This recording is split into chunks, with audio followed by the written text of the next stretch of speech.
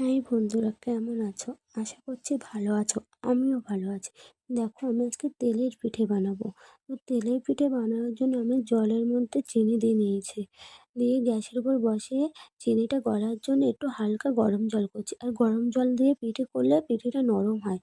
দেখো, আমি গরম জলের মধ্যে একটু লবণ দিয়ে দিলাম, একটু আটা দেবো আর চালের গুঁড়ো দেবো। আটাটা দেওয়ার কারণ হচ্ছে পিঠেটা নরম হবে। তেলের পিঠে নরম না হলে খেতে ভালো লাগবে না।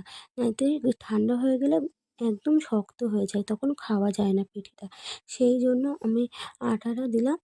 আর অনেকেই সুজি দেয়, কিন্তু আমি সুজিটা ইউজ করিনি। দেখো, আমার কথা বলতে বলতে ব্যাটারটা করা হয়ে গেছে। খুব ঘনও না, খুব হালকাও না। এবার আমি গ্যাসের উপরে কড়াইটা দিয়ে তেলটা দিয়ে নিচ্ছি কড়াইয়ের মধ্যে।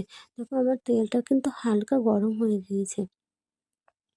দেখো, এর মধ্যে আমি যে সাইজে পিঠে করবো সেই সাইজে ব্যাটারটা দেবো। কথা বলতে তোমার পিঠেটা দেখো কত সুন্দর হয়ে গিয়েছে।